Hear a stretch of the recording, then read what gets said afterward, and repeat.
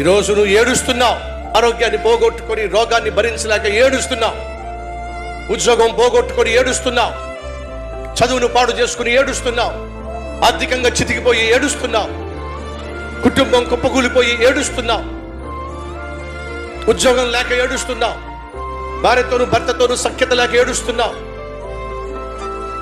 నీ ఆశలు నిరాశలు అయిపోయి అనుకున్నది సాధించలేక డిప్రెషన్లో పడి ఏడుస్తున్నావు.